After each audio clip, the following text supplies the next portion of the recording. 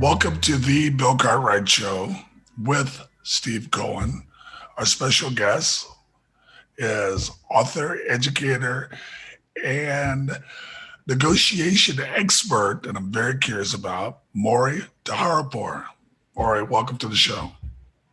Thank you, Bill. It's an honor. It's a pleasure being here. Hi, Steve. Well, don't be honored by Steve. Um, I'm always very curious about people, where they come from. Can you talk a little bit about where you grew up and talk a little bit about your parents? Sure. So, first generation Iranian American, and we immigrated to the U.S. at the brink of the Iranian Revolution. So it was 78, 79. My mom and I came out together because my sister and my brother had sort of been shipped out to the US already, just when they got old enough to get their education. So they were actually in high school when they had come out to the US. I was just far too young. So um, we left shortly after the revolution began and were later joined by my dad. So my entire family had moved out to the US at that point. We moved to first Lowell, Massachusetts, and then to Brookline, Massachusetts. This is sort of the heyday of the Celtics, which is important because that's sort of where I started getting the love of sports. Was really sort of, Boston is kind of that sports town, right? So we were like 3 blocks from Fenway Park. We could actually see the lights go on in the park for the games in the evenings. And like I said, the Celtics were, at that time, there was, Celtics, Lakers, and the Sixers, really. A little bit of Detroit, but that was sort of my first love of sports. What is this thing where people all come together? Because we had just come from a sort of conflict-ridden country at that point. So fast forward that, we then moved a little later to New Jersey, where I went to high school, and then I went to college in Manhattan. My whole family moved out to California when I was in college. I think they just got sick of the East Coast weather and moved to greener and warmer pastures. And so in my heart of hearts, I'm an East Coast person. My family has now been in California long enough. I joined them after college for a bit. And now I actually came back to the East Coast and live in DC. A little bit about my parents. Very traditional Iranian family. I think my dad had always wanted one of his kids to become a doctor. And first it was my brother, and he didn't. He's 16 years older than me. Then it was my sister, and she didn't. She was 10 years older than me, and I was like the last hope. And I sit in front of you today not as a doctor, so that didn't go up as planned either. And that's been a real kind of, and we can talk about this later, but that was a very difficult thing that I've struggled with all my life, because there's always that notion of, did I let them down? But that was just really important. Education was very important in my family, particularly when it came to me. Like I said, they left the country for me. And I've sort of been carrying that burden, if you will, my entire life. But suffice it to say, I didn't go to medical school route, but I've had quite the interesting and very diverse career. So I'm sure we'll get to that. But yeah, older parents, they're both now struggling with sort of the ills of aging. So early stage dementia, which has been really difficult. But yeah, I don't think my story is that much different than most of the immigrant stories that we hear. Well, can you talk about where you went to school? And then I want you to talk a little bit about your first job. I want to know what your thoughts were. Yeah. So when we were in Brookline, Massachusetts, and I got a later appreciation for this, which was sort of going to school in a place where the public schools were fantastic. And when we went and moved to New Jersey, I ended up actually only going to public school for a year, and then went to a private school in Englewood, New Jersey. And from there, and I loved that area. I considered myself sort of a New Yorker. In some ways, maybe I still do, but I went to school in Manhattan. I went to Barnard at Columbia University. And so my college education was very much in the midst of Manhattan, 116th Street and Broadway. And that's the 4 years that I spent there for college were the last on the East Coast. Then I moved to California and had a career in public health, and then moved on to become an entrepreneur. And then decided to go back to school and get my MBA, and went to the Wharton School, the University of Pennsylvania, which is where I teach now. And my first job, oh my God, Bill, I just turned 50. That was a very long time ago. What I will tell you, it's like, I did the kids thing, the babysitting. And then when I got to college, I was paying for my own education. So I had a million jobs. I worked in the lab at the school. I did telemarketing for Columbia. I did, all sorts of anything I could get my hands on. I was doing internships at the time because I was pre-med in college. So I was working in doctors' offices and then St. Luke's Hospital. And ended up actually, the thing I'll point to is that because I was really paying for my own education, I started working at a hotel while I was still in high school, and worked at the front desk and then worked in the restaurant. So I spent most of my college career actually waitressing on the weekends just to make enough money to pay for school and my own sort of expenses. And that may have been one of the best jobs ever for me because it taught me a few things. It taught me to be very patient, right? Because that was the only way you're going to make some tips is be kind and patient and service oriented. So, and there were times I remember when things would be so crazy in the restaurant, and I have a propensity to get very stressed.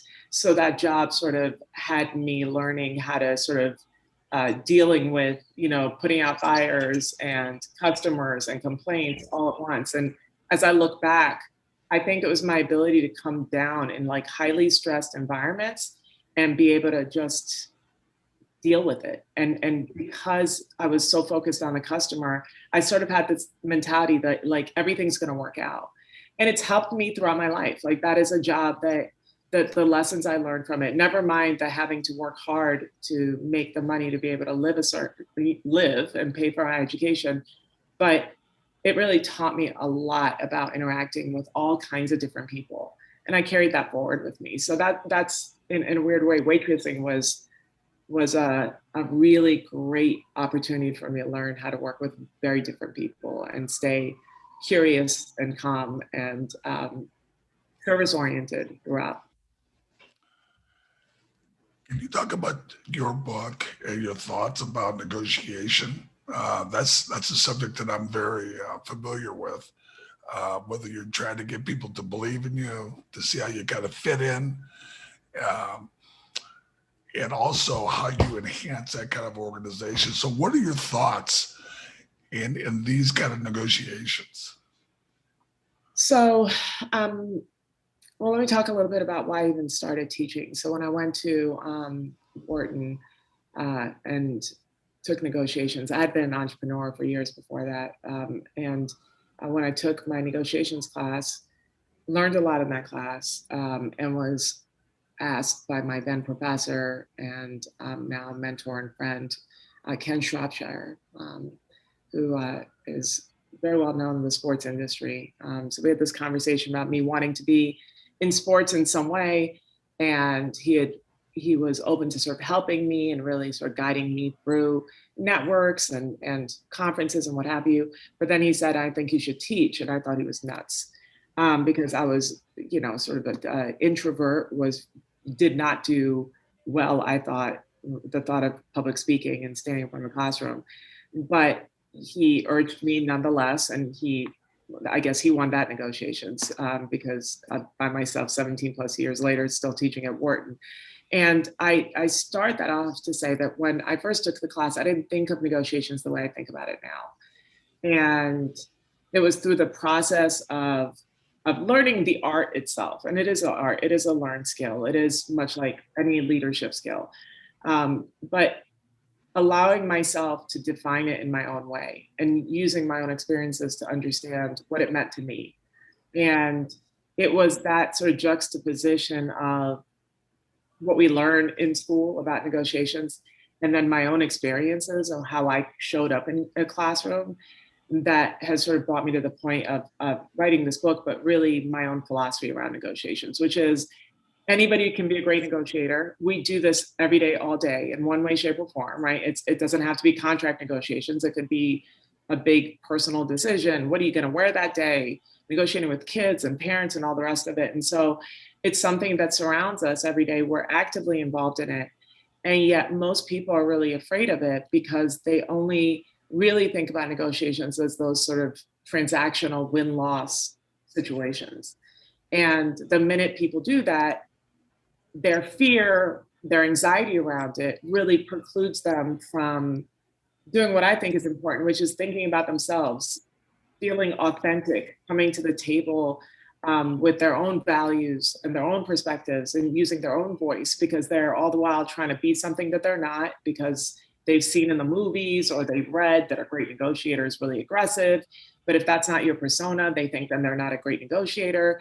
And there's all of these myths that surround negotiations. And the God's honest truth is, if I thought that's what negotiations was, I would not be here teaching it. But I found that negotiations is this beautiful sort of elegant dance between two people or three people, or even with yourself, which is really a process of decision making and problem solving and finding the opportunity to speak your voice and ask for things that are important to you, listening to other people, learning about them. So that's sort of my perspective on it. I don't know if that answered the question, but it's really sort of, I take a much bigger view of it than sort of that kind of win-loss transactional perspective. So when you negotiate, do you try to develop some kind of personal relationship with that person? Yeah, I mean, I think that life is about relationships, and I think negotiations is for sure about relationships, because whether again it's a relationship with yourself and better knowing yourself, or meeting people and creating those opportunities to learn from them, connect with them, because I mean, you both know not every negotiations comes to a conclusion the very first time you sit at a table with someone. So a lot of it becomes, like I said, this dance, this back and forth. And so when you create relationships or you focus on a relationship in negotiations, there's more of a long-term perspective. So it doesn't become, what are we going to do today? But how can we evolve in this conversation so that this can become a long-term trajectory, a long-term opportunity? So if not today, then maybe the next time. And if not the next time, maybe some other time. I always talk about sort of the Maya Angelou quote that, you know, people may not remember what you said or what you did, but they'll forever remember how you made them feel. And it's that notion of leaving a good impression and having a long-term view from a relationship perspective that I think makes for successful negotiations. Do you think there's different negotiations for sports and corporate America? At the end of the day, not really. I think that, because if you really think about it, it's always some kind of a problem that you're trying to solve, right? So that back and forth. And so the subject may be different, but it's really the personalities that are different. So it's not like when I teach negotiations, I don't say to them, this is the only way you can negotiate. It's more about, who are you? What are your values? What are the things that are driving you or motivating you to have this conversation?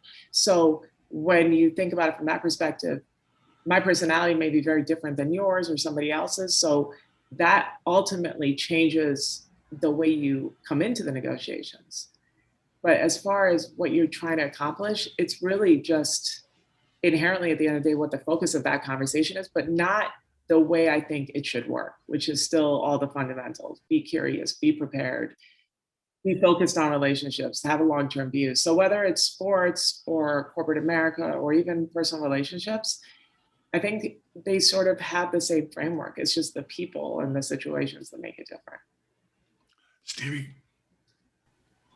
I think that another aspect that we should address is, you've worked with a lot of athletes like Bill when they come to the end of their career.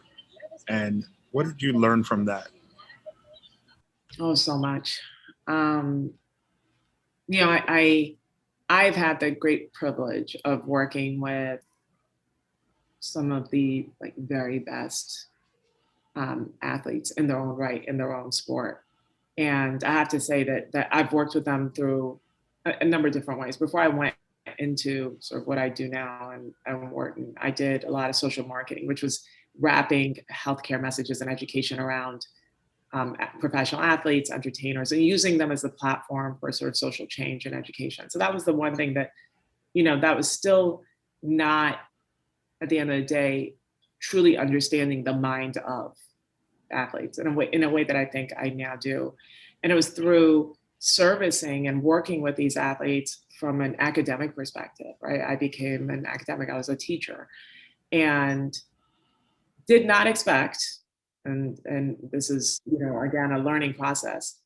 When I would sit in a classroom or teach 40 some odd NFL players at all ranges of their career, right? Some had already retired, some were in the middle of their career, and some really early sort of rookies.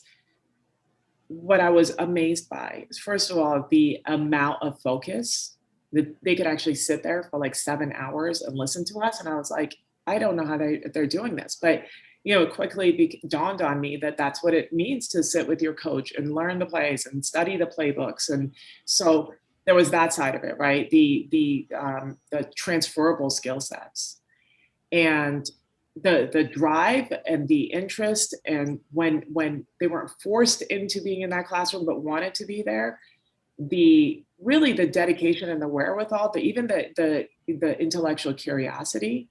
But what I found was that it was a safe space in some ways, right? Nobody was judging them. Nobody was saying that just because you don't know how to do accounting, like it's terrible. We were saying, look at the skills that you do have. You have had a career. People are like, well, I don't know what to put on my resume more. I haven't had a job. I was like, you're a professional athlete. That's a job. That, it's very different than maybe somebody else does, but all the resilience, all the hard work, all the preparation that it takes to be who you are, those are all transferable skills. And so that became kind of the conversation, was really allowing them to better understand themselves in a non-judgmental way that said, here's your opportunity to maybe find this next chapter of your career that, look, will probably never be as exciting as what this is, right? You don't have people in the stands cheering from you and a fan base. And every time you make a basket, that you've got a whole cheering section. Like, that doesn't happen in life, right? But you can find something that's different that may still be exciting to you, but in a very, very different kind of way. And oh, by the way, you can be really good at it. It doesn't mean that just because you haven't had that experience, you cannot succeed. And that's been a lot of the sort of transition conversation is allowing people who've had this unbelievable, very unique career find their own power and their own strength and their own wherewithal, and really an understanding of their own voice and their choices to become really good at something else that could bring them happiness and fulfillment. And it's been a privilege. I have to say, it is.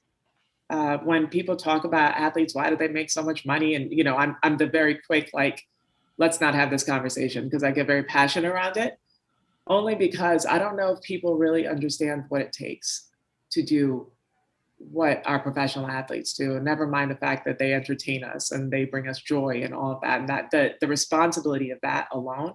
But they're human beings, right? And they go on to, like, that second part of their life. What is that thing about, like, professional athletes have really the 3 lives? It's like when they're born, right, when they go into their professional career, and then the life thereafter. And that's those chapters happen to just be really different than most people, but they're really not. At the end of the day, they still have the same vulnerabilities, the same challenges.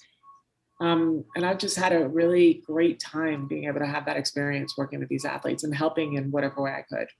I have 2 questions. Okay, what are the type of athletes that do the best job adjusting? What is it about them that makes them adjust? And then also, what makes somebody a very good negotiator? Now, I would think it's simple just to say, like, you're willing to walk away.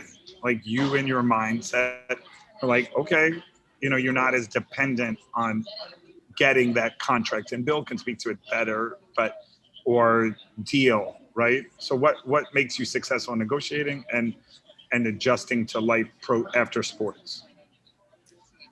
I think the adjustment is hard for anybody. And like I said, that's not very different than anybody else's careers, right? Starting something new that you feel like you haven't had experience in is difficult, and it's vulnerable, and it's scary. I think the athletes that do best, though, are the ones that have come to the understanding that they will not forever play professional sports. And they realize that early on. And not to say that they're giving up on their career, but really to say, when this ends, I want to have a plan B. I want to have some plan around what I'm going to do next, because I'll never make money like this again in this sort of short spurts, right? And so that can't be the measure of how successful I am. So there's that, there's the financial planning around it.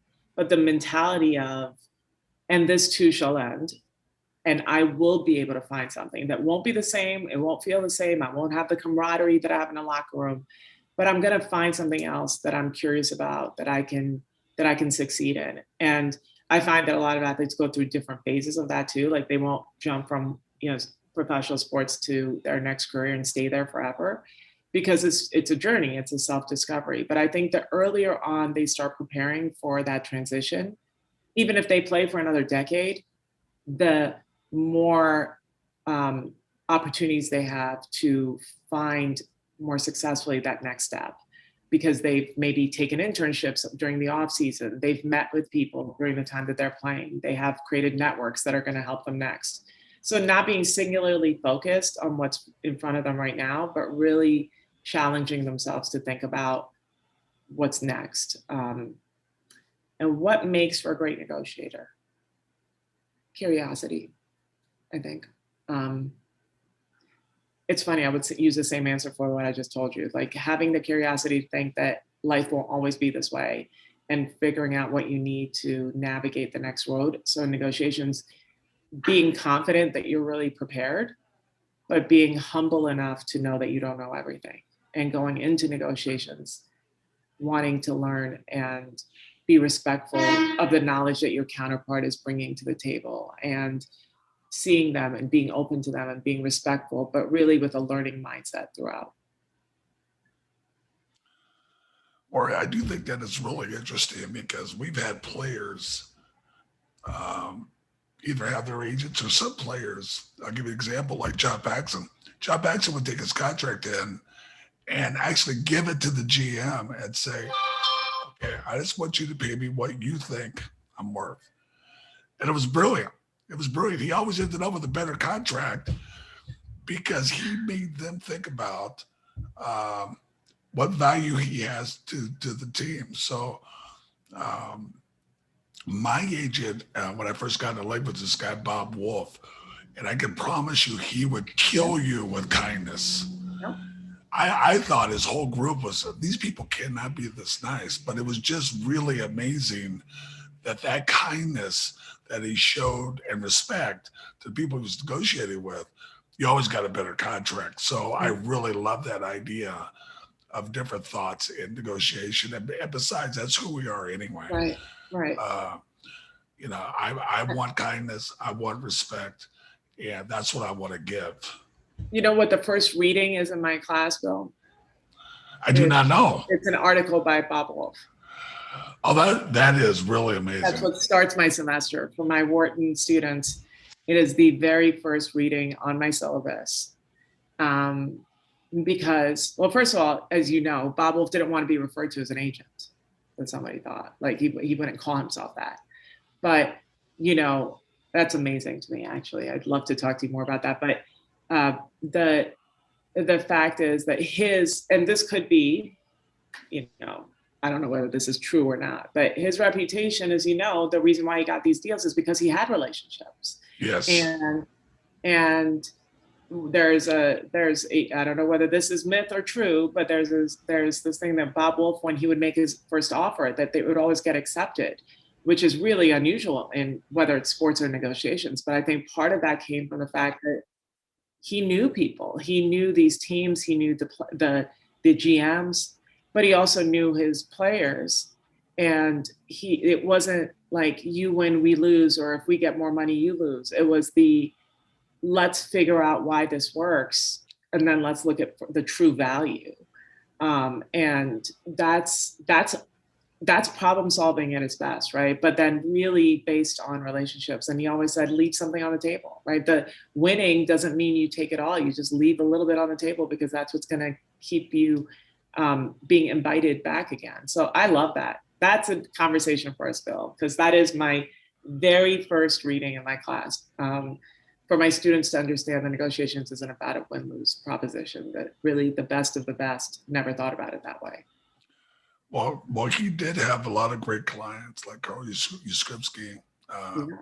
Fortunately for me, Birdman was in my class, so Larry Bird was his agent as well. So he did have, I believe, a great pulse on what was going on in the league at the time. Absolutely. And what players' worth were. So our league then was forever changing, especially in sports where the average life for an NBA player is less than 3 years. So it's that idea, yeah, you're preparing Right. for your future. It's a little bit different beast now because of those great salaries that I love. I love to see guys get those salaries because, for one thing, they're available, and it really allows for the athletes to not only make a great living, but really to become something else in helping others, because you could really be done after 2 contracts if you want to be, if you've invested your money right.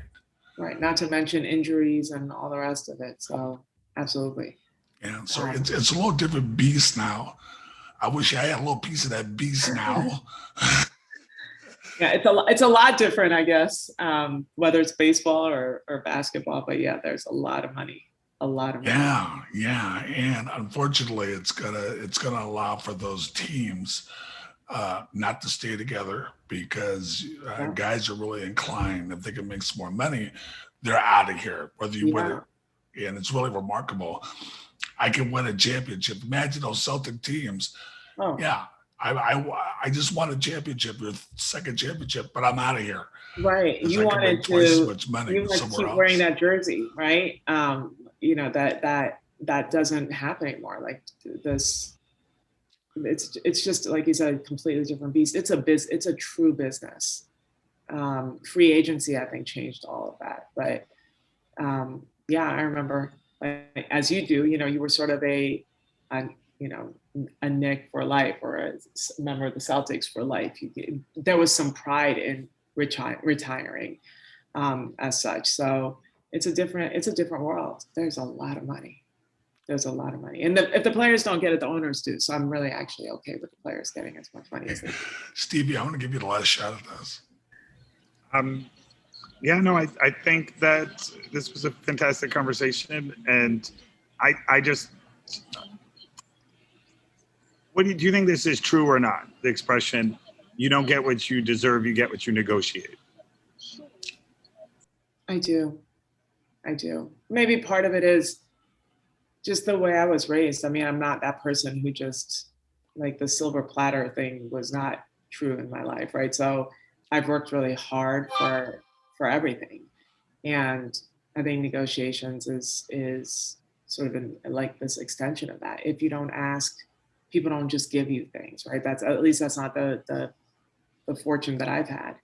And that, you have to treat people a certain way to be treated a certain way. And that fundamentally, I think, like, kindness and respect and all those things really matter, because, again, it's not just what you deserve, it's sort of what you put out there. And if you want more, you can't beat that out of people. You have to treat them a certain way so that they would be persuaded to do so, right? And persuasion doesn't come through aggression. So, I think all those things, they're really life lessons that create success in negotiations. But unfortunately, people are afraid, and they're afraid of asking, and they're afraid of, this is the gender pay gap, for example.